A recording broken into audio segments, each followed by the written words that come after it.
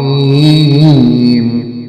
والذين يتوفون منكم ويذرون أزواجا يتربصن بأنفسهن 4 أشهر وعشرا فإذا بلغن أجلهن فلا جناح عليكم فيما فعلنا في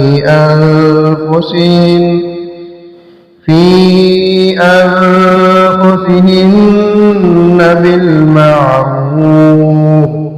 والله بما تعملون خبير ولا جناح عليكم فيما عرضتم به من خطبة النساء أو أكننتم في أنفسكم علم الله أنكم ستذكرونهن ولكن لا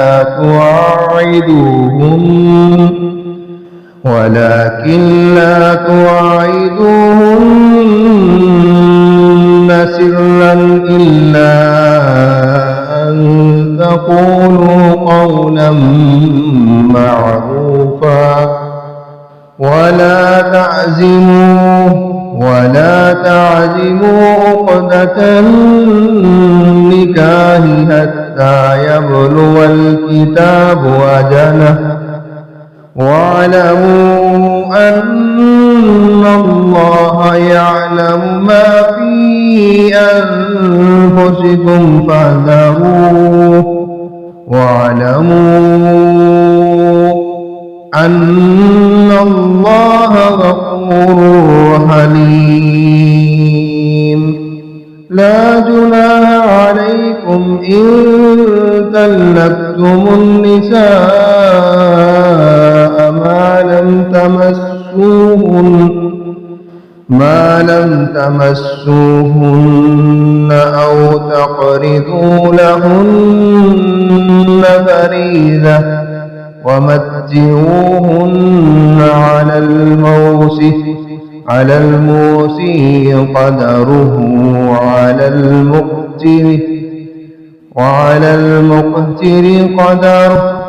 متاعا بالمعروف حقا على المحسنين और जो लोग तुम में से फौत किए जाएं और वो बीवियां छोड़ जाएं, वो बीवियां अपने आप को 4 महीने और 10 रातें इंतजार में रखें। फिर जब अपनी मुद्दत को पहुंच जाएं, तो तुम पर उसमें कुछ गुनाह नहीं जो अपनी जानों के बारे में मारूफ तरीके से करें, और अल्लाह इससे जो तुम करते हो पूरी तरह बाखबर है। और तुम पर इस बात में कुछ गुनाह नहीं जिसके साथ तुम इन औरतों के पैगाम निकाह का इशारा करो या अपने दिलों में छुपाए रखो। अल्लाह जानता है कि तुम उन्हें जरूर याद करोगे। और लेकिन उनसे पोशीदा अहद तुम मत करो मगर ये कि कोई मारूफ बात करो, और निकाह की गिरा पुख्ता ना करो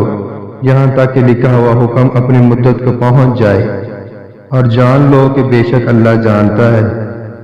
जो तुम्हारे दिलों में है, बस इससे डरो और जान लो कि बेशक अल्लाह बेहद बख्शने वाला निहायत बुर्दबार है।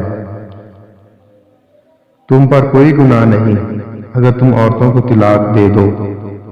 जब तक तुमने उन्हें हाथ न लगाया हो या उनके लिए कोई महर मुकर्रर ना किया हो, और उन्हें सामान दो वुसअत वाले पर उसकी ताकत के मुताबिक और तंगी वाले पर उसकी ताकत के मुताबिक है।